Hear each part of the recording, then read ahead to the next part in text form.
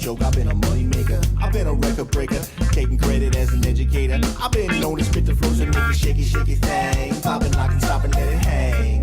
Watch us as we drop this hip hop, it's like it stings. We make the whole room drop and everybody sing. We want the funk. We gotta have that funk. We kick it old school. We think we're so cool. We take it back to the past. We gonna act a fool. Up jumps the middle finger. Make my Jaeger just. Hello, and welcome to Sports Buzz, the Fanatical View. I am your host, Scott D. Lewis, here live in studio, Comcast Cable Channel 23. Downtown Danbury, Connecticut on this September 19th as we push along and the official final couple days of summer come winding down. Some nice weather out there for everybody to enjoy as we move into the third week of the NFL and the final week of the Major League Baseball season, a regular season that is, before the playoffs get underway, and things are certainly tight right there. Let me just mention, of course, my right-hand man, Bob Rowe Jr., is not here again with us this week as he continues to deal with the passing of his father, Bob Rowe Sr., as we see this beautiful painting that was done by the funeral home, Cornell Funeral Home in Danbury, that they gave to Bob as a surprise, I guess. Quite a surprise, quite a beautiful painting they did of Bob Sr., and the funeral services were today. So again, we continue to think about Bob and his family in this tough time. And also mentioning Bob will actually be down this weekend on Sunday at the Danbury Powell Building, the Southern New York Racing Association 32nd anniversary. Relive the Danbury Fair Speedways. There it is right there. It's at the Powell Building Sunday from 11 to 4. And our very own Dave King from the studio here will be down performing, singing, and playing along his music as everybody gets together and enjoys a nice day over there as the racers come out, the old cars come out, and everybody has a good time. And Bob will be down there, so if you want to go and say hello to Bob, give him a big hug, and see what's going on over there, that would be nice. Of course, we are live until 6:30. If you want to chime in, the phone lines are open. 203-792-4101 is the number. Don't hesitate. The 30 minutes go by fast, even when Bob's not here and I'm chatting by myself. It continues to go fast. You can see Bob's show, Spotlight On, Tuesday nights at 9, Wednesday afternoons at 12. Our director in the studio, Mike Toohey, his show, Expose Cinema, is Friday nights at 9, Wednesdays at 1 o'clock. So you can check their shows out right here on Channel 23. I'm going to start with baseball as the pennant race continues to stay tight. 6 teams locked up in a tight one. 2.5 games separating the final 2 playoff berths as they've added the second wild card. They did it last year, and it's here to stay apparently. The 2 wild card teams will play a one game playoff game at the end of the season to go on to the divisional round. And, basically what it's done is allowed a bunch of lousy teams to stick around. Nobody wants to win this thing. Texas continues to stumble. Tampa continues to stumble. These teams have let everybody hang around. The Yankees, amazingly, lost 8 out of 12 games in a recent stretch, and they're still right in the thick of things, only 2.5 out, 3 in the loss. But we see there as Tampa Bay and Texas we're in the middle of a 4-game series. Tampa has won last night in extra innings, so now they're back 1 game up for that first wild card spot, and Texas moves a game behind them, and they are a half game up on Cleveland. And do we have a phone call early in the show? It's just all right. We will get Bob on line 1. Let's see how Bob is doing. Hello there, Bob. How's it going? Hey, Scott. How you doing there, Bob? Bob. I got you, Bob. How's it going? Hey, thank you so much for tonight. No problem, Bob. You know we're thinking about you. We know it's been a tough week for you, and we've been thinking about. It's been a hard one. Yeah. It was a great service last night down at the Cornell Funeral Home. It was great to see all the firefighters out there in uniform, showing their respect to your dad, and the flags that were out. It was a really touching moment walking into the building last night, seeing that outside. Yeah, I mean the guys from the Firehouse. They do a great job. Yeah, good bunch of guys for sure. That was real nice to see them. How'd things go today for you? Pretty good. I mean, it took me a little time to talk. I'm trying to go through it, but everything worked out fine. Well, you were hanging in there last night, I know, looking pretty good and showing a brave face. So, but it's not an easy thing to deal with, and we've been thinking about you quite a bit. Oh yeah, I know it's but as far as our teams go, we got a lot of problems. Yeah, well, your Giants, we could switch gears to football if you'd like. Your G-men. They're 0-2. I mean, it's like not looking good at all. The Bowl did not work out very well. The brother versus brother battle as the Broncos came to town and they put the big smackdown on the Giants, especially in the second half. Right. I don't know, Bob, what is with the offensive philosophy that the Giants are putting forth right now? It seems like they just drop back and throw the bomb every possession. Right. And I don't know. We just couldn't get nothing done. The running game, they bring Jacobs back. I think, over the weeks he'll get back into shape maybe, and that'll help. Right. But Wilson is a disaster right now. They have no balance, and Eli just looks to huck it and chuck it downfield every game, and he's getting intercepted left and right. Right. I mean, it's brutal. Oh, it was terrible. Didn't Eli know that I was in my fantasy league? The guy that I was playing against had the Broncos defense, and he kept throwing interceptions. It was driving me crazy, Bob. I know. It was. And they head to Carolina this week. The Panthers, if they could ever figure out how to finish a game, they might be a decent team. They blew their game against the Bills the other day. And we remember last year, the Giants went down and everybody was high on the Panthers early in the season, and the Giants pasted them on a Thursday night. So we'll see if the Giants can get their season going against Carolina. Carolina hasn't played terribly, even though they're 0-2. And the Giants really just, they need to get this thing turned around and quick. What is going on with the NFC East, Bob? I mean, that is a mess. 0-4 they were this weekend as Dallas gets beat in a tough defensive game against Kansas City. The Eagles at home against San Diego. The super soft Chargers come in. They build the lead. The Eagles rally for the lead. And then the Chargers come back and they win it in the final seconds of this game on a field goal. So the Chargers knock off the Eagles. And the Redskins, Bob, RG3 looks like a shell of himself. They were down 31-0 at the half against the Packers out there in Lambeau Field. I mean, he got his garbage time points and stats in the second half again. But 0-4 weekend for the NFC East. I mean, it used to be the beast of the East. Now they are the least of the East. Really poor showing, Bob. I know. And it's interesting tonight. What do you think is going to happen as Andy Reid brings his 2-0 Kansas City Chiefs into Philly tonight? Mr. Kevin Gallagher's team? Well, yeah. I mean, that is Kevin Gallagher's team. Fatty Roots' team as well. If Fatty Roots is out there, I'm sure he's interested in this game tonight. Andy Reid returns to Philly. And also, did you know that Donovan McNabb is having his jersey retired tonight by the Eagles? Oh, I didn't know that. So it's going to be a big night up there in Philly. A lot going on as they welcome back their former coach who led them to the Super Bowl. Could never win the big one. But Kansas City comes in 2-0, playing pretty good. Philly, everybody thought they were world beaters after week 1 when they beat the Redskins. Now everybody's questioning that. And they could fall to 1-2 real quick if they don't get things done tonight against KC. Right.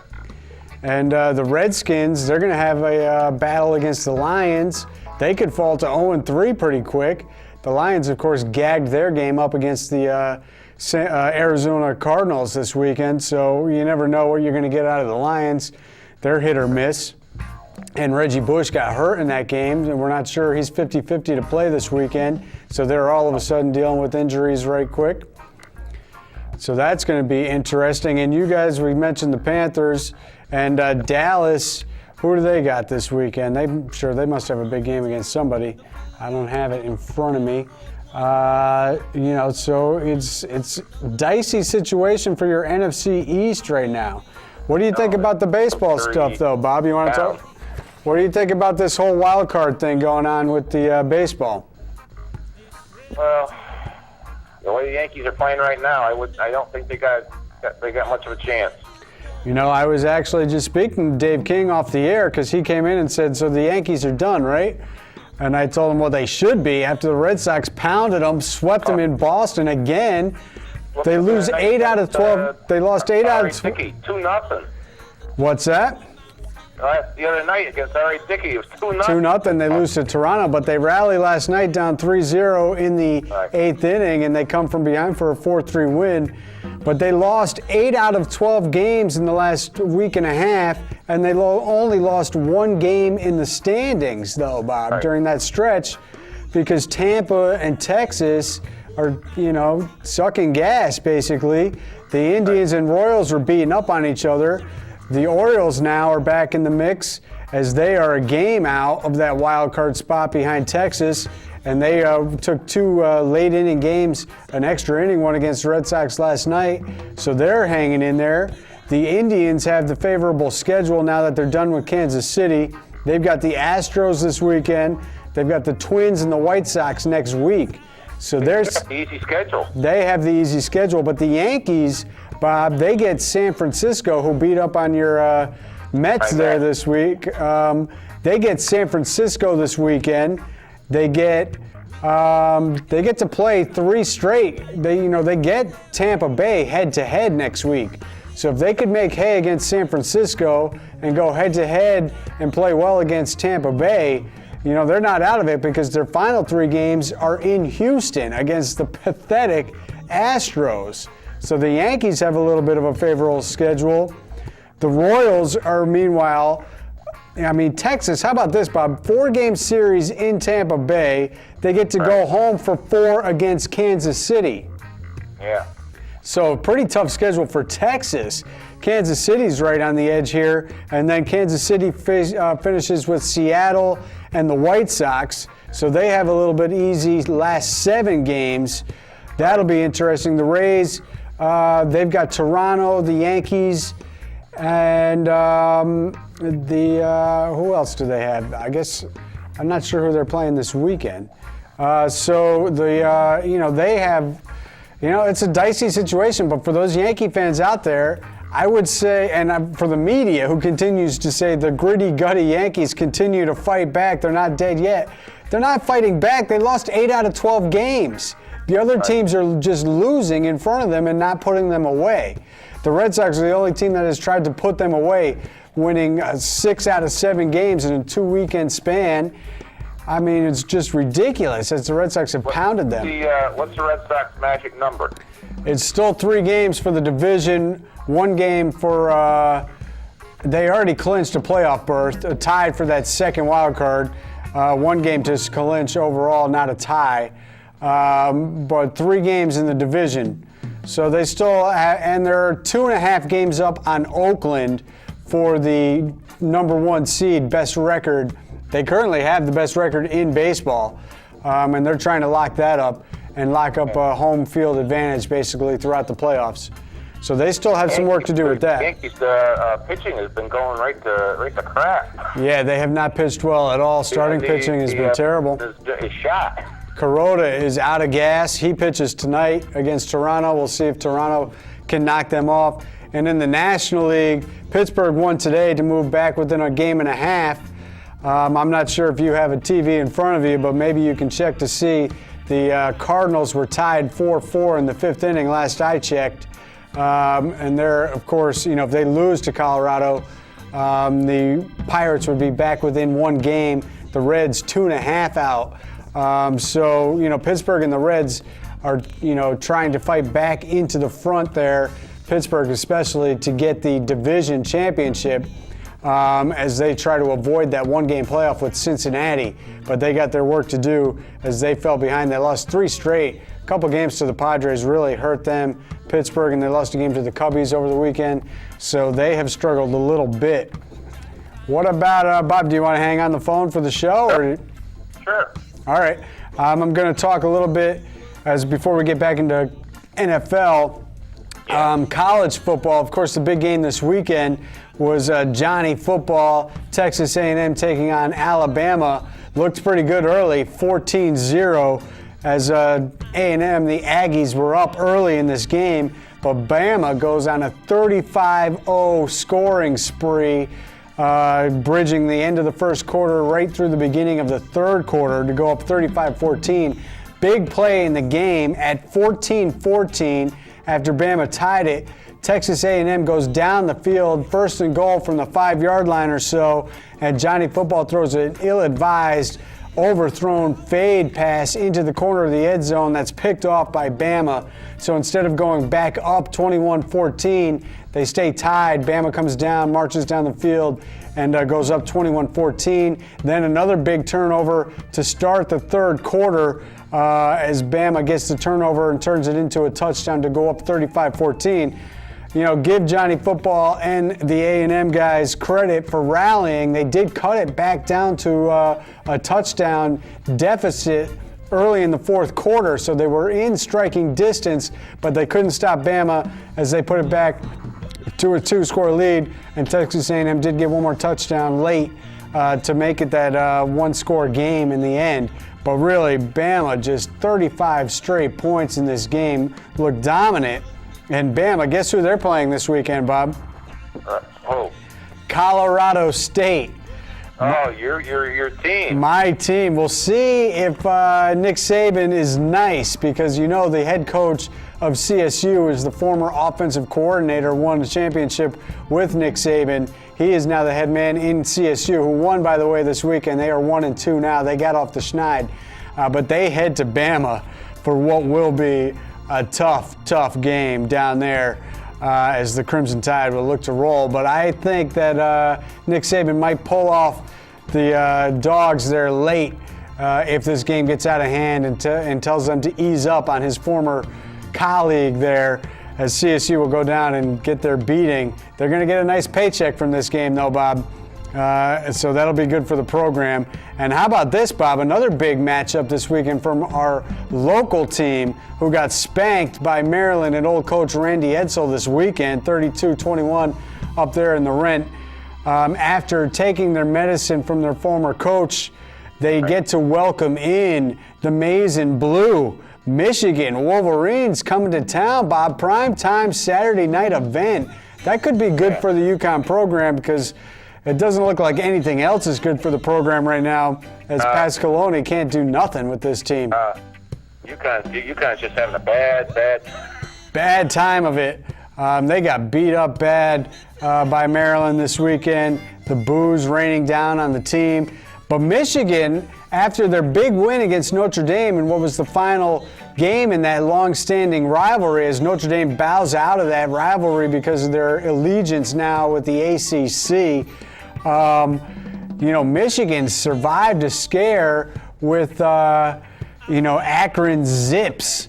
The Zips had a chance to win this game on the final play there. They were putting the ball in the end zone for a pass play that got knocked down. They could not complete the pass, and Michigan survives the Akron Zips this weekend. So I expect Michigan to still play well and beat UConn this weekend, but maybe somehow UConn can show some life under the primetime lights in a big-time matchup on Saturday night.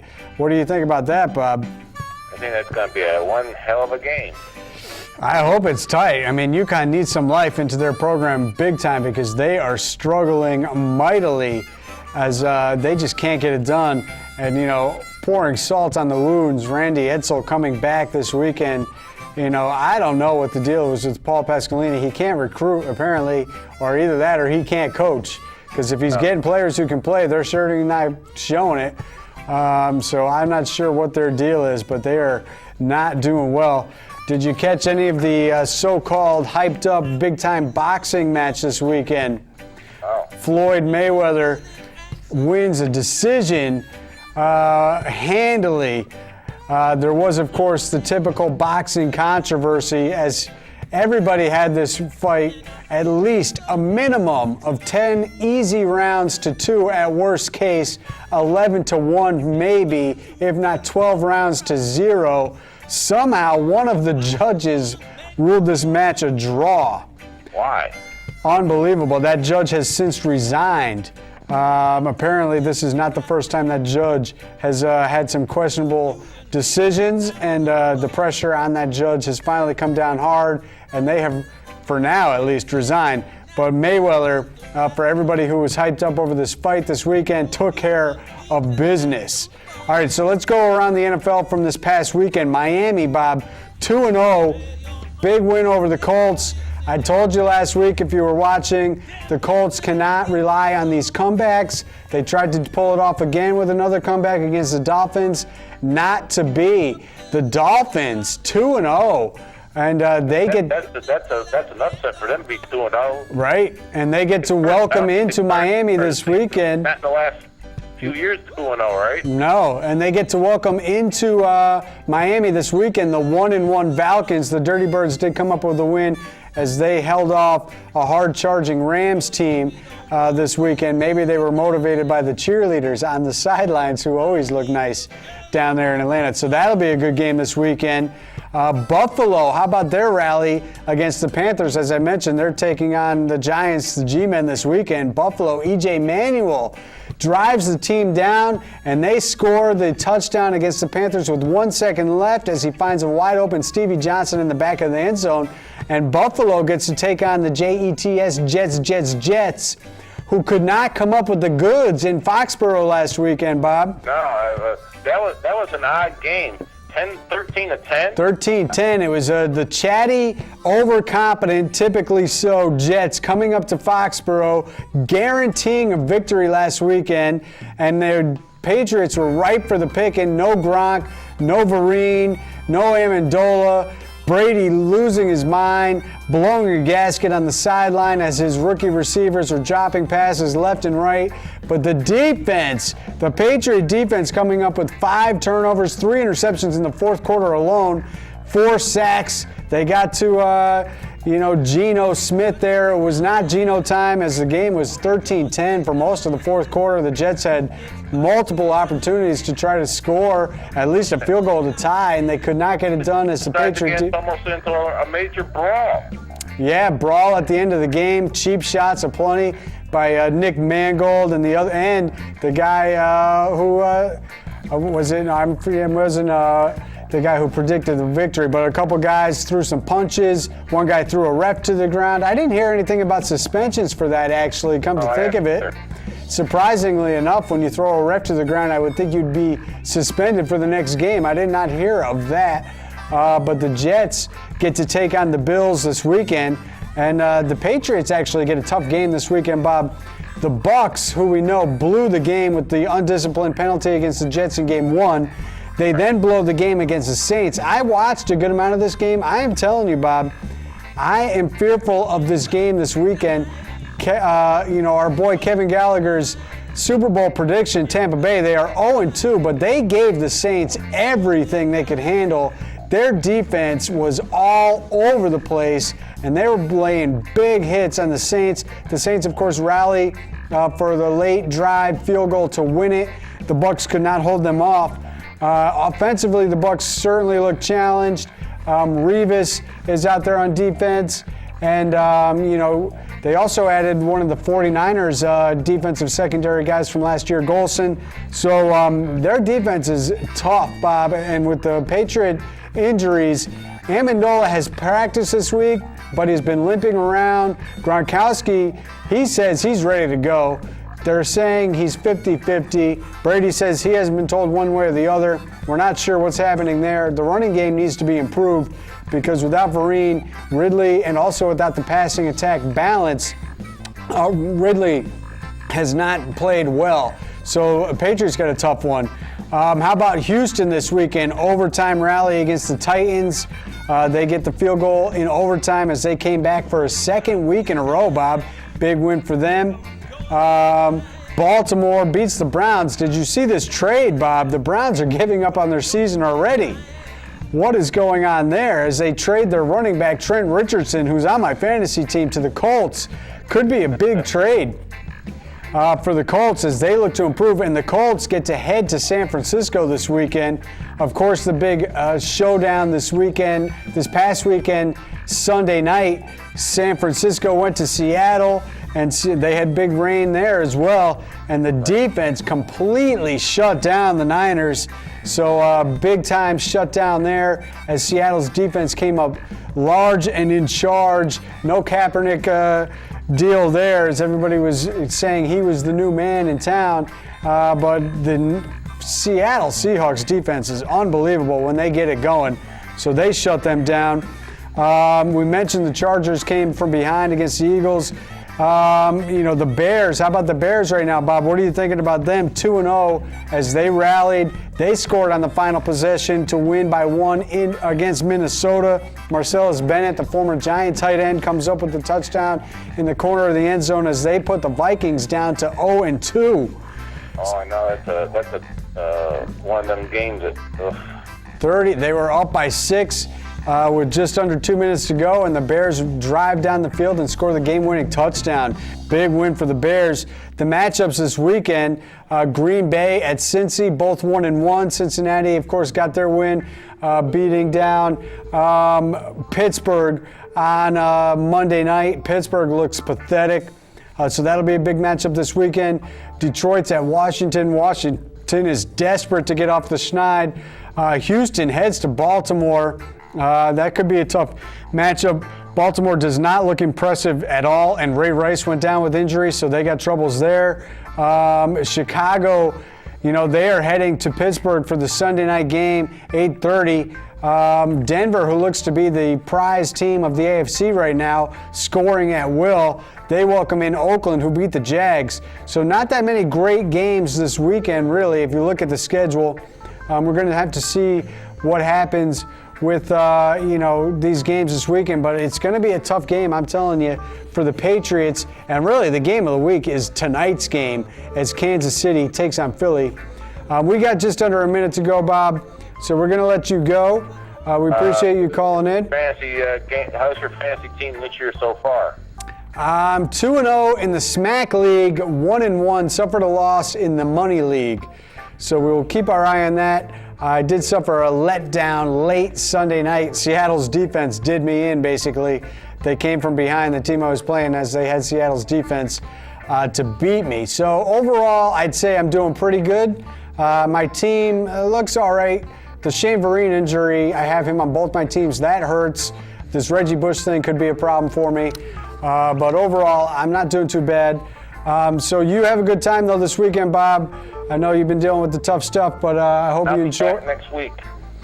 Well, I know you got your Sunday events. Sunday, the Southern New York Racing Association, September 22nd, 11 to 4, Danbury Pal. You'll be down there, right? Yes. And Dave King will be there, of course, playing his music. So anybody who wants to see that. And then we will see you, I believe, in studio, hopefully next week, right? Yes, you will. I'll be back. All right, Bob. Well, we will look forward to. Thank you for everything, Scott. I appreciate it. No problem, Bob. And you keep your head up, and we will see you soon. Okay. All right, and to the viewers out there, we will see you next week. Enjoy all the events that take place and your games that you're watching.